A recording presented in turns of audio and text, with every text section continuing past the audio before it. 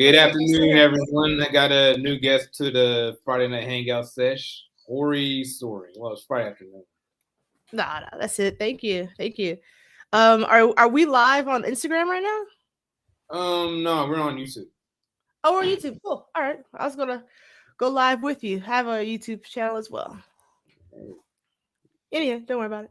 All right. I'll send you a link of the stream after we're done. Okay, cool. Oh yeah. So what is up to the viewer watching my channel? This is OriSoaring. Tell them about yourself. You're a musician. Yeah. So I'm a musician, artist, composer. So my focus right now is composing music for scores, video games, short films, theater, things like that. Also, I do a lot of studio work and compositions for teachers. So just fun music that the kids will actually be interested to play and learn their, technique, theory, and repertoire, etc. You know what? That's dope. I mean, like, I wish my high school had like music classes. Yeah. Well, I went to a predominantly black high school. So I went to two high schools. One was not predominantly black, but one was. So man, the way he kept everyone just so focused was we played Little John, we played the stuff on the radio, but in order to play that type of music, we had to have everything else down 100% solid. But it made us some really strong musicians because we could pretty much transpose by ear or transcribe by ear. So it's pretty cool. ATL? Yep. I knew it, Little John. How did you know that? Little John. Yeah. Oh yeah. I guess so. I hear the West Coast. We don't really like Little John. Oh, gotcha. So that was okay. Yeah, because I've been in Atlanta a whole grip of times, and I already know. As soon as I hear, Little John. Yeah, I mean the crunk era was a special time. Like that was a really good time. No, 2006 was oh my goodness. All the on the one hit wonders, the Factor Fingers, the Shoulder Wing. Just going to the club. All the clubs had mosh pits. They just had different music to get that pit going. That was one of my takeaways from the early 2000s. Yeah, I'm gonna tell you. Back when I'm an Army veteran. Back when I was there, like the clubs, that's all they played was that Atlanta stuff. Good time. It's the best of times. I disagree. But yeah, I mean, the music was popping. It was jumping. Mm-hmm.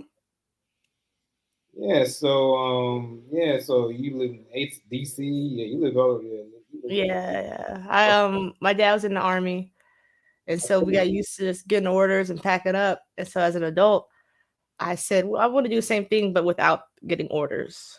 I just want to live in different places. So I always knew I ended up in California. I didn't think it'd be Long Beach. I'm really happy about that. I'll tell you, Long Beach is a good place to live in LA. I mean, because compared to LA, it's more local. Yeah. I lived home for 8 years. It was everywhere from everywhere in the world. Mm-hmm. You can just feel international. You just feel all the people trying to act all LA just because they moved here. Like, oh yeah. You know what I'm saying, to fit in, like they get all LA and stuff. Nah, the facade will wear off. You remember Jay-Z said you could change who you are, but that's just a top layer. Man, you were who you were before you got there. Yes, I mean, I'm gonna be real. Like I like doing comedy in Long Beach because you ain't gotta deal with folks who like, oh yeah, I moved here from Ohio. I'm gonna do shit on yes. Oh, you mean they talk trash about other places in LA more? No. You just deal with people from like New York or like massholes who just talk crap. Oh yeah, LA ain't got the good bagels. Oh yeah, LA ain't got the good pizza. Like you know that. Oh yeah, right. Like we have avocado toast. Tacos. You know what I'm saying? Right. You better appreciate where you at. That local flavor. Yeah, exactly. We got all the bomb ramen. We don't have all them bagels because we're not walking as much. Could you imagine if we consume bagels with the tenacity that they do in New York? Yeah, exactly. I mean, ain't no Waffle House out here because he got Roscoe. Facts. You know? I just was remembering the last time I was at a Waffle House, a fight broke out, and I remember I think I was an undergrad, a fight broke out, and I was also getting my hair braided while I waited for my food. And I she was like halfway done with like 1.5 of the hair, and then a fight broke out. And I was like, but I ordered my food's coming. I like look at the chef and like food was coming. I was like, all right, we'll just finish the other side and then like get the food to go and stuff. And I had a mohawk and I just started rocking that because she didn't finish she only finished the sides, and it was like, oh, this is cool. I can rock this. And like that ended up being like a bloody night at Waffle House. Like it was rough. I think. Yeah, fights always break out at Waffle House. Every Yeah. every time I go online and look at Google Waffle House, like a fight breaks out. Yeah. I went to Waffle House in Houston when I lived there, and that's the last time. And I went with somebody who how to say this? She was a healthy eater, and I just saw how much food she was consuming. I was like, it made me sick to my stomach. So I haven't been back. I don't do it. Yeah, yeah, fights don't break out in Roscoe's that Nah, it's sweet love making them break out on that table next to you at Roscoe's. I don't know why I said that. yeah, and at the Roscoe's in Long Beach, there's a jazz lounge. They got open mics. Like That's why I said that. Like, I went to that Roscoe's and they're like, some guy was singing Barry White up there, and like, you're like, I was just like, what? I felt super young. I felt young there. Like, they were out there like dancing, and like somebody doing karaoke, someone else get up there and just do some background dancing, and it was a level of chill that I just yeah, Waffle House, you know what I'm saying? Where there's space. I mean, I don't eat my tacos. Keep it pushing. Exactly. And you're a big wrestling fan like I am, and Yep. I had a Wrestlemania on Sunday. It was dope. What was your favorite part? My favorite part. I'd say, I mean, there was no big title changes that happened. No. But my favorite part was the ending where Roman Reigns won, because I didn't expect him to lose the minute. Yeah, I fully expected Cody Rhodes. See, I don't follow the new school. Like when I work out a couple times a week, and like if it's like a day that I really am having troubles, like find that motivation, I just watch old rock discs, like Rocky Maivia, like his old discs, or just like famous matches and stuff like that. But I haven't followed the new school cats. I know that one thing that I find hilarious about WWE, used to be WWF, is that they still are creating personas, wrestlers based off of racial stereotypes solely, and I could appreciate them sticking to that after all these years of like no one said anything. Because McMahon, they run the whole show. Man, like no one. I was like, has no one said anything? There's been no backlash. Like, woo. I look at like what's going on with what was all the people talking. Can we cuss on here? Yeah. Shit. When people talking shit about Angel Reese and Caitlyn chick about all this, and I just think about if that was wrestling, they would lean into those characters, right? Like those characters, like it would. Could you imagine if that whole thing was in a wrestling? Yeah, with the LSU player doing this. I mean, yeah, they're like their fans are like they're like leading way into like this whole narrative, and then the Caitlyn fans, huh? What's the game? Trash talk part of the game. That's basketball. Yeah. Like, what's the whole deal? Yeah. I was a rugby player in college, and I was thinking about one of the worst insults. it's like, so I was, women's rugby is like, it's brutal. It's brutal. Of course, all rugby's brutal, but one woman, she brought her kids. Like, we were in college, but they had grad students play sometimes, so she had her little ones. And I made a comment, and my teammates backed me up. I said something like, "Kid's about to be an orphan," or, we're about to like lay you out. I'm gonna have to be a stepmom to this child, something like that. And then she said pretty much that she would kill me and pray for my resurrection, give birth to me, or no, become pregnant with me just to abort me or something like that. It was like this dark insult. And I was just like, damn. Touche. But someone doing this receives national attention when I literally have been threatened to be aborted. Yeah, I'm gonna tell you, like back to wrestling, like women's wrestling right now is on point. I saw 2 really good women's matches. Who's is it? Anybody I would know from the early 2000s? Oh yeah, I mean, night 1 it was Lita and Trish Stratus wrestling. They're still at it. That's what's up. Okay. Yeah. I'm pretty sure you wouldn't know about night 2. Like, I'm not. Ronda Rousey was on night 1. Oh, really? First one was match. Yeah. Nice. Is Lita?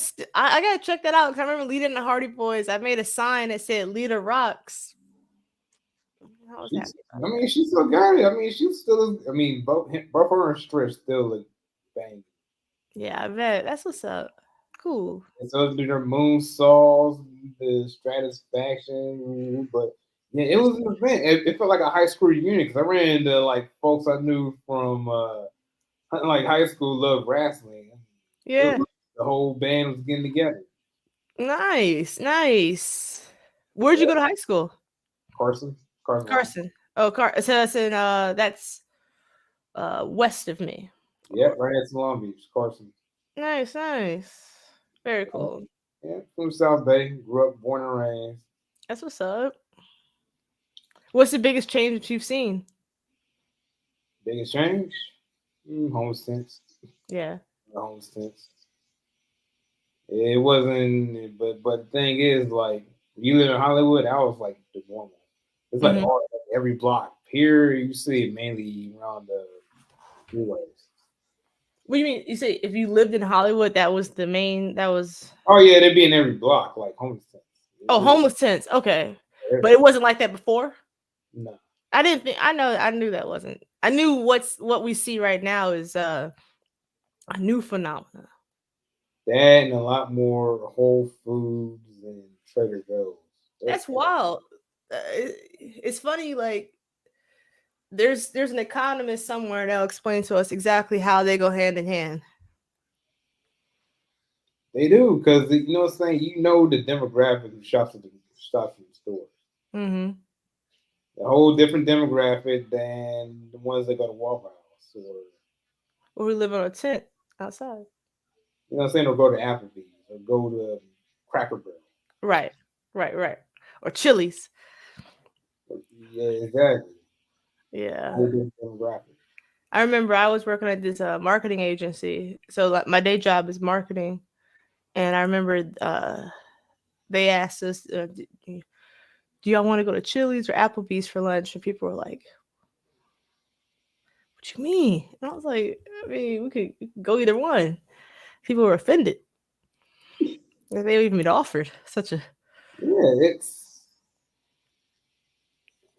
it's something to see in Middle America. You know what I'm saying? Those are big old restaurants that Middle America likes to go to. Mm-hmm.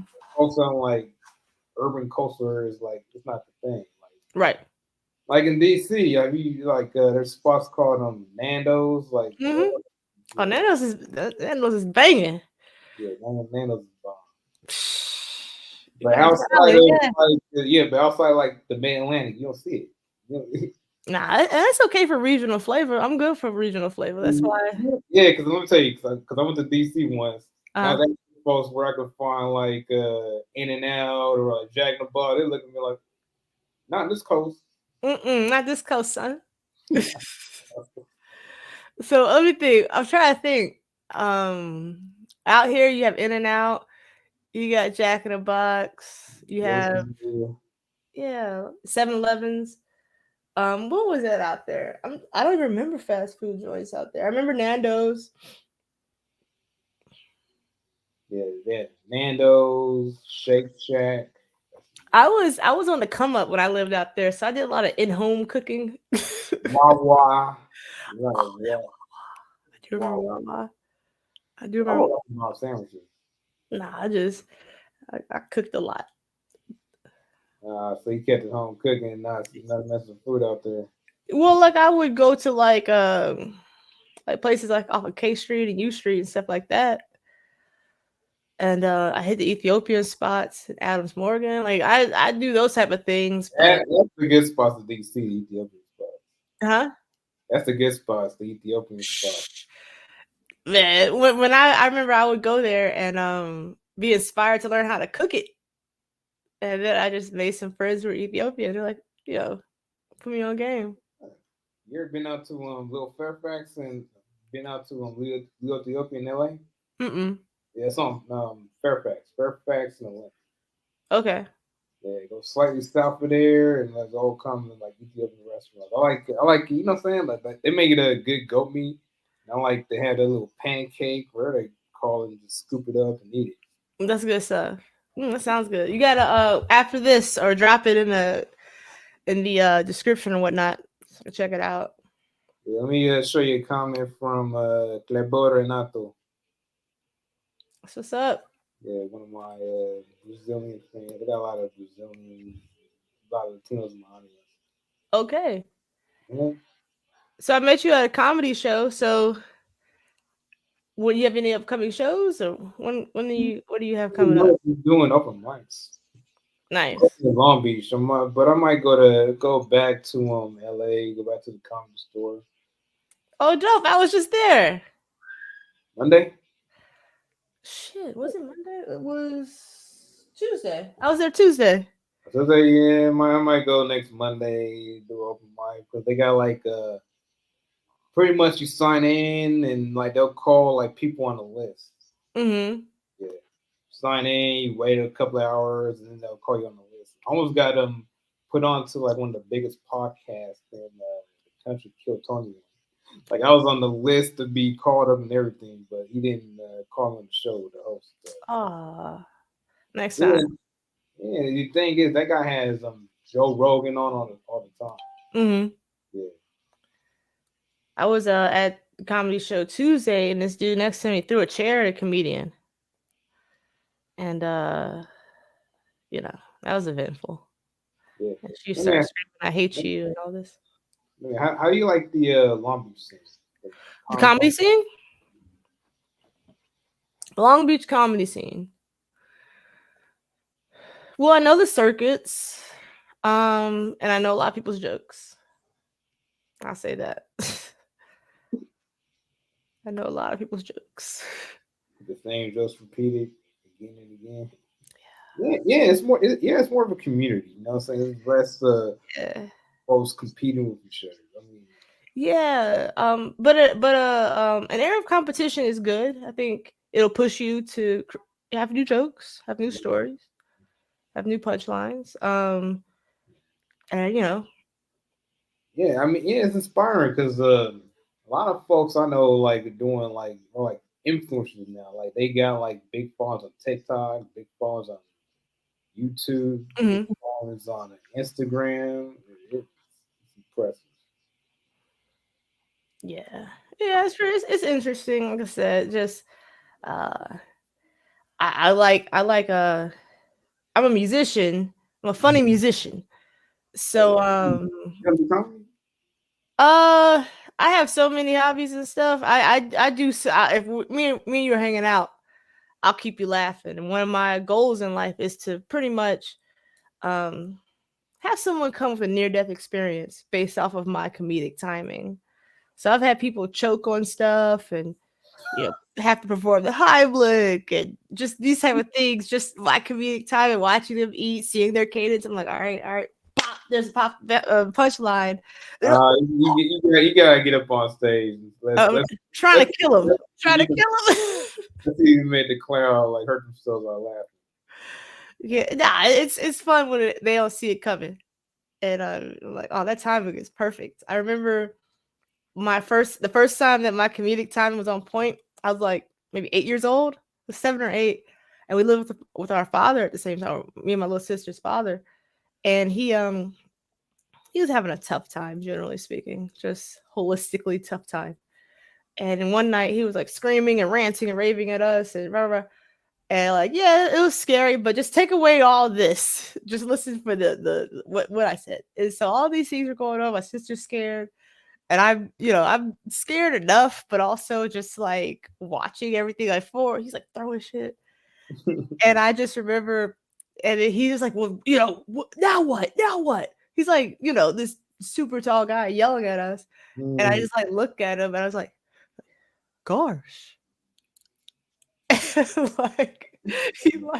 He looked at me and his eyes started like watering. And I was like, with that one word, I almost broke his head.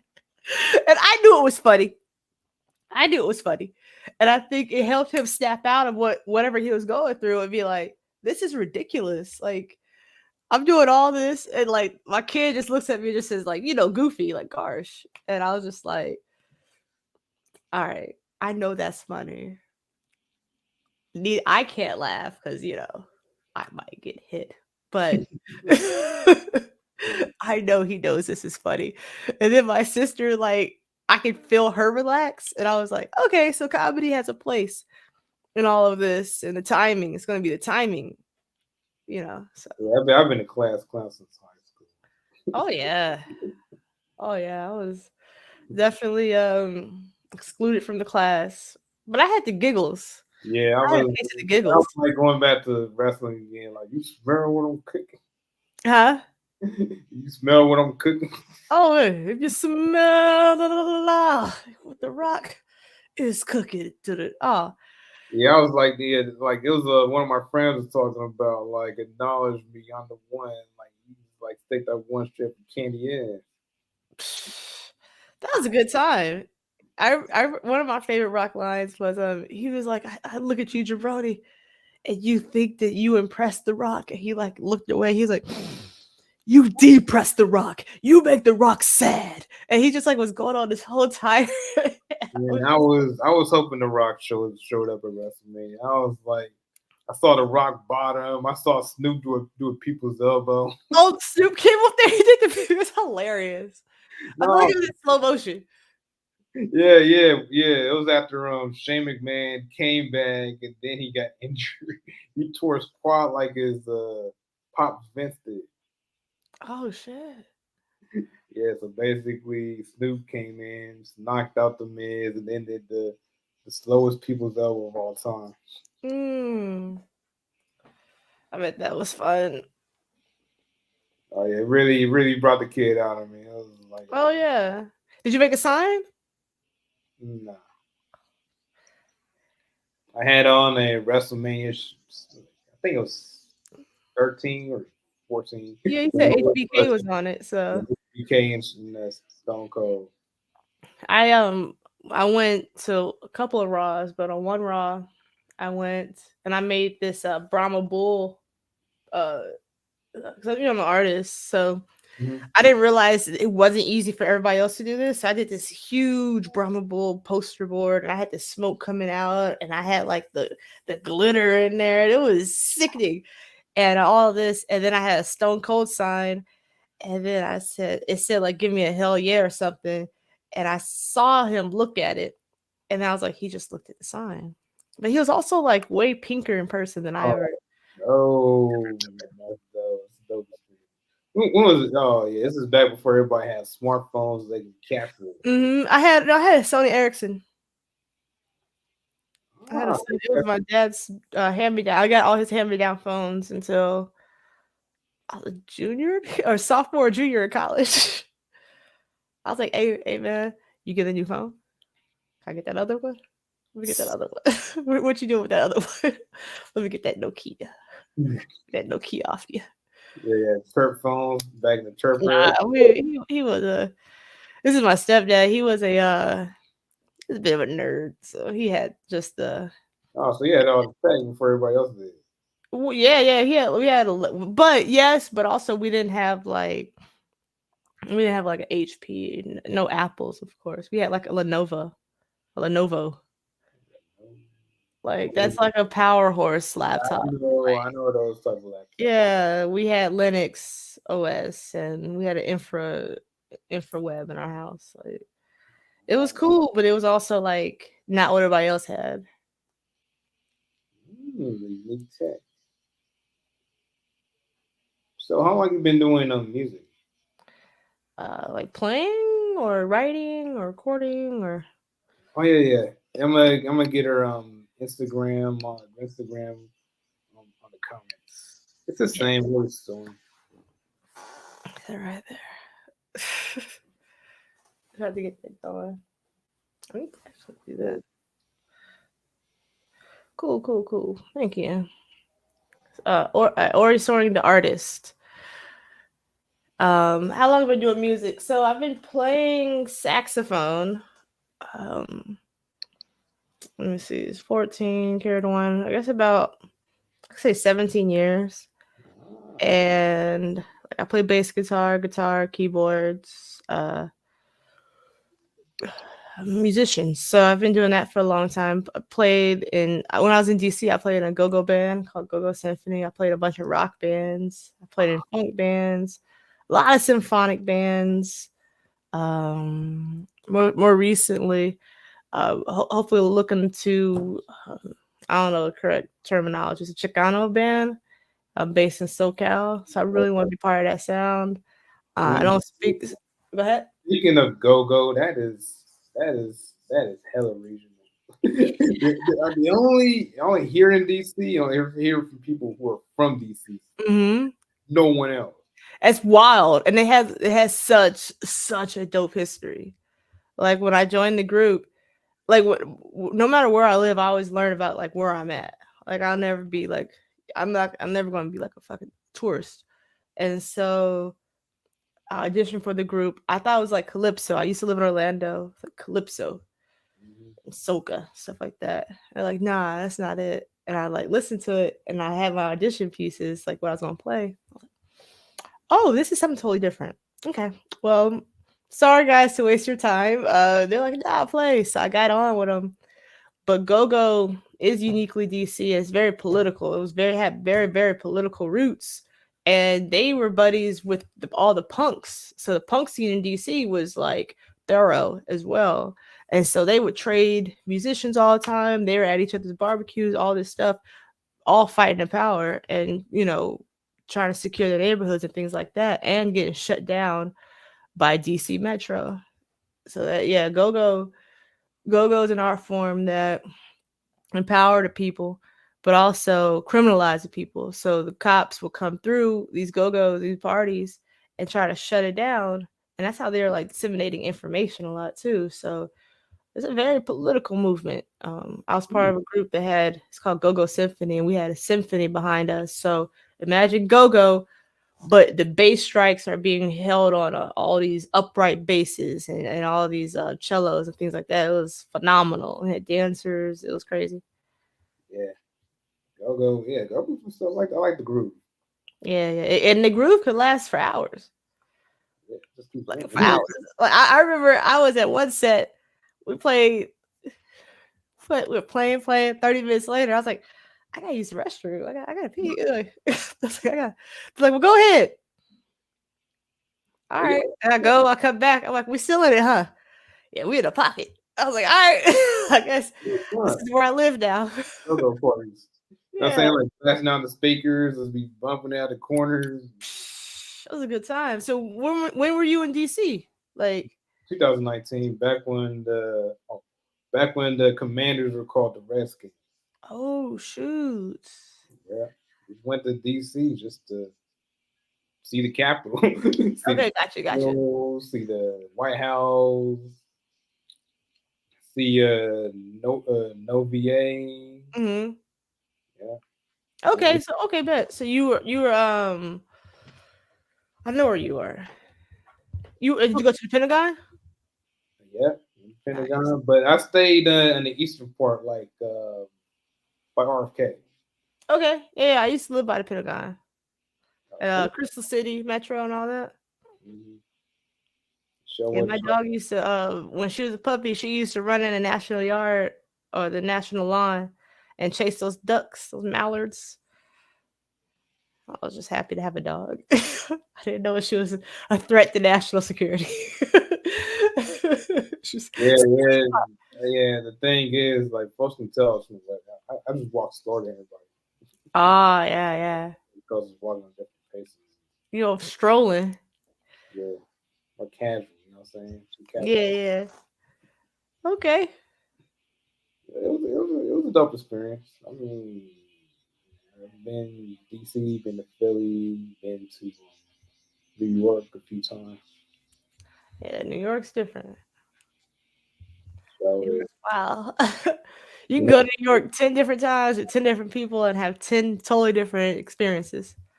but New York at 2 o'clock in the morning is an experience. Oh, I like that's any fine. That's fine. Because people are out. That's the thing about New York. I never felt coming back. unsafe. I never felt unsafe in New York. I think I always wear boots, but one time I was in New York, um, I just went downstairs to I ordered some takeout or something from like a shop down the way, and I had on some sandals or flip flops, some slides, whatever. And a rat ran across my foot, and I felt the little claws, and I was like, ugh. I was like so grossed out because it was like also like warm. It was noticeably warm Yeah, and like, got all kinds of diseases on it. ooh, and I was just like, all right, okay, That's all right. New York when the rag runs across you. Ugh. And like, I was just like, oh my god. But like conversely, like I lived in Houston, I felt unsafe there 90% of the time. I felt at danger. I felt at risk. I felt like my life was in danger when I lived in Texas. I never felt like that in New York, none. The Hudson feels like there's a lot of secrets there. Did you ever drive? Did you ever drive in New York? No, that's not. Don't ever do that. Like I thought I was legit. I was like, oh, I guess this is where it ends. Cause I'm a great driver, but those fuckers. Yeah, Those You think LA has aggressive drivers? New York is like twice LA, LA. Well, I've made it a point not to interact with too much LA driving. I work from home. I'm on the highways on the off times. So like, let's say like I had like a meeting in like I don't know, like West Hollywood. From here to West Hollywood, no traffic. You're looking at 36, 45 minutes, maybe 45 tops, no traffic. Or actually, let's say 36, 40 minutes, no traffic. With traffic, with normal, just people out and about 3 o'clock in the afternoon, like an hour and 20 minutes. I'll there. just go early. I'll just get to where I need to be early and just post up. And I don't, I'm not trying to experience that LA traffic because the thing out here is, They'll suck your soul. uh, Really will. but I don't think it's as aggressive. Like, all right, so if you ranked it, I would be like, New York is mad aggressive, but it's like mad aggressive. Only I feel like the reason it's mad aggressive because if it's condensed, like there's so many people per square inch, it feels mad aggressive. But I think people are just trying to get to where they have to go. DC felt like real intentionally aggressive. Like this fuck you is from my heart. Like, no, you're not getting in. Like I'm being a jerk and I'm aware I'm being a jerk and I know it. Or That's yeah, close. like Houston, I felt like you ever seen the opening of the Bird Box? Yeah, I lived in Texas for 2 years. I know what Texas drivers do. Yeah, so like the opening of the Bird Box where people are just like just not aware of anyone else around them. They're in a least expensive car, big trucks. They can't see shit. They don't care. I see more overturned cars there.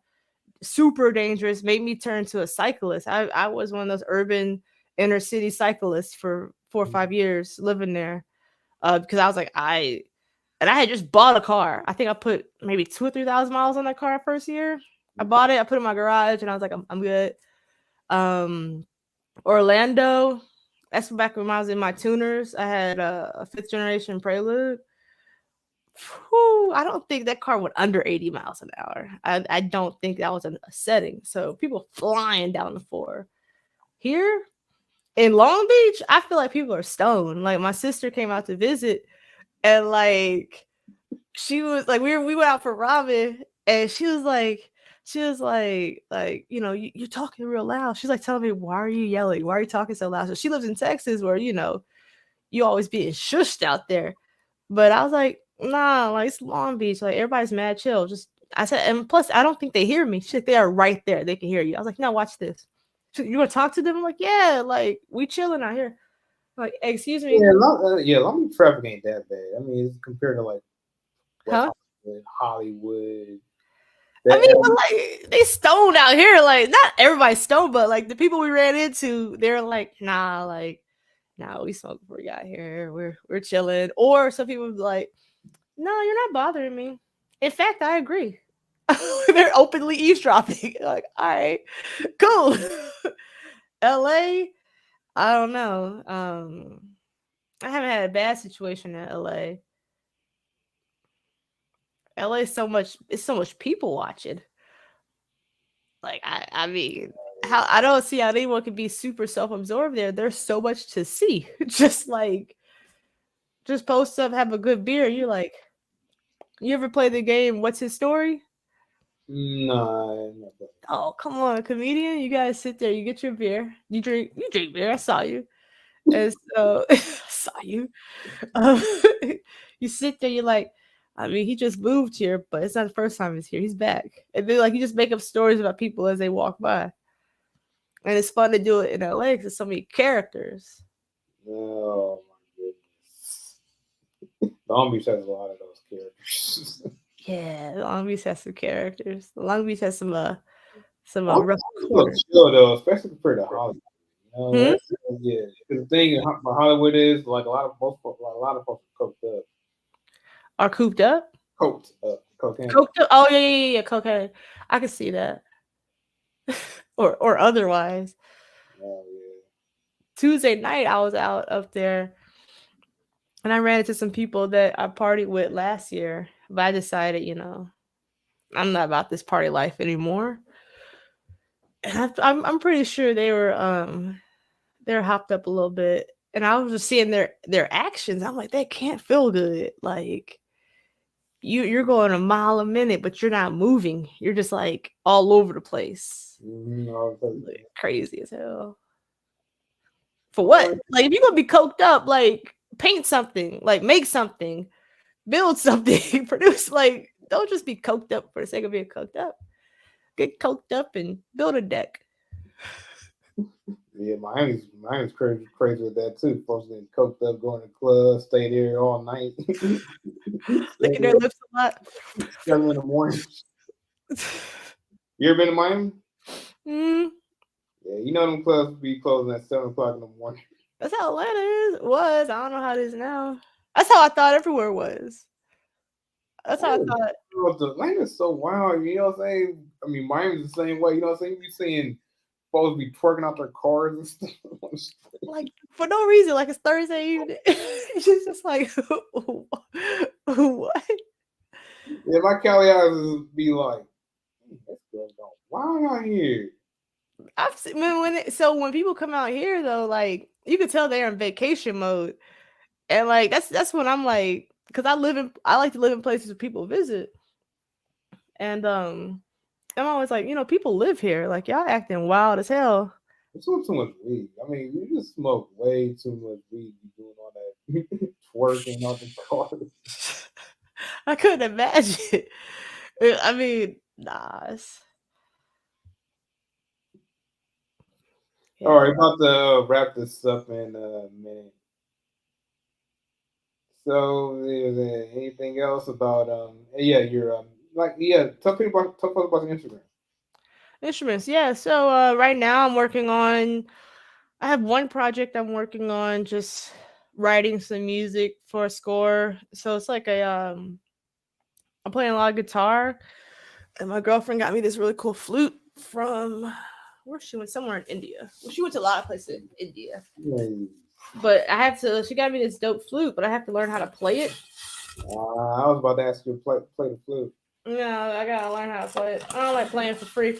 Hmm. But also like, so I'm working on that. I host a open mic. I host a jazz jam in San Pedro every third Wednesday. So the 19th.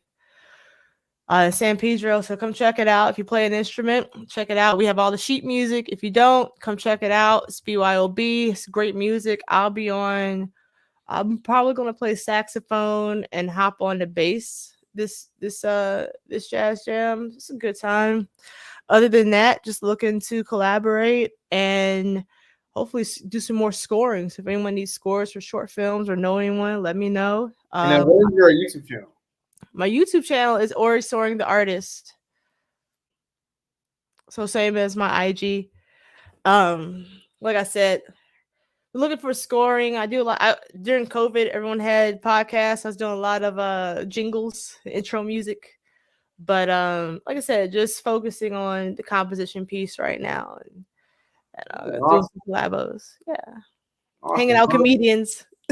Well, thanks for being a guest on my podcast. So I'm about to wrap this up and have a peace out, y'all. See y'all next.